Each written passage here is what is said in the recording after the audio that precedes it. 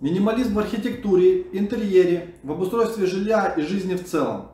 Начиная с этого видео на моем канале будут выходить обзоры, посвященные стилю минимализм в этих направлениях. На данном этапе я буду показывать и рассказывать о том, какие технологии и решения в строительстве и дизайне интерьера применяются в Турции, так как в данный момент времени я здесь живу и работаю. И на их примере мы будем сравнивать это с последними мировыми новинками и тенденциями в области минимализма.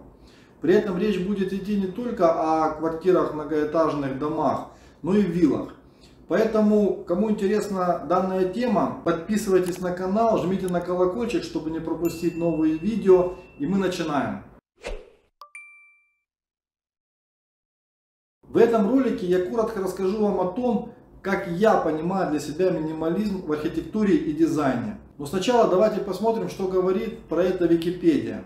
Минимализм, в скобочках дизайн. Минимализм от английского минимализм, от латинского минимус, наименьший. Стиль в дизайне, характеризующийся лаконичностью выразительных средств, простотой, точностью и ясностью композиции.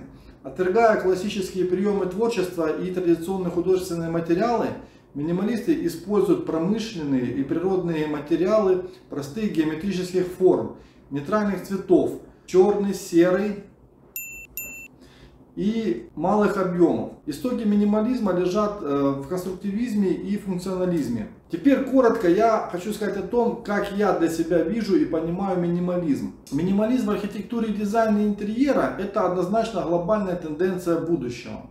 Почему это именно так? В прошлом одним из основных символов достатка считалось обладание большим количеством вещей, в том числе наименование единиц мебели, а также предметов интерьера и экстерьера. Связано это было с тем, что мировое производство предметов обихода было на очень низком уровне. И как следствие, конкуренция и борьба за данные опции была очень высока. В результате выходило так, что чем большим количеством таких предметов обладал человек, тем состоятельнее он казался, да и собственно таковым и являлся. Очень часто это приводило к обладанию огромных излишков практически во всех аспектах жизни, в том числе и всего, что было связано с экстерьером и интерьером его жилья. Со временем постепенно производственные возможности человечества росли, и после нескольких промышленных революций спрос на товары и услуги стало удовлетворять все проще и проще. В итоге больше не нужно было выставлять на показ все то добро, которое у вас имелось, для того, чтобы показать другим, что вы обеспеченный человек. Вместе с этим менялись элементы интерьера, в том числе и мебели.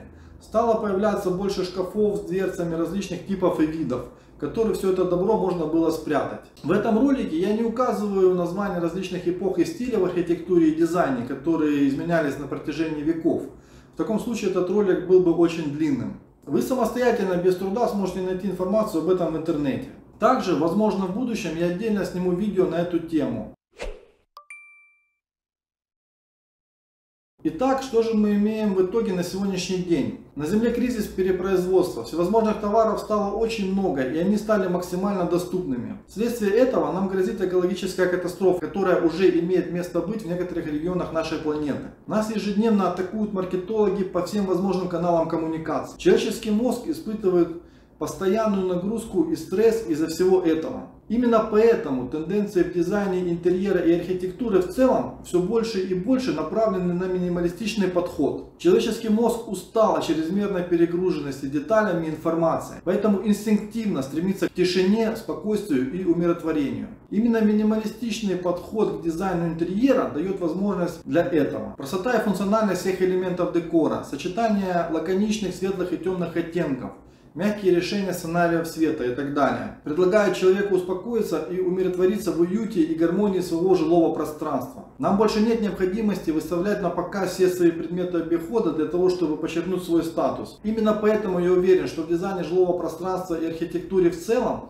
это уже давно актуальная тенденция настоящего, а также стремительно восходящий тренд ближайшего будущего.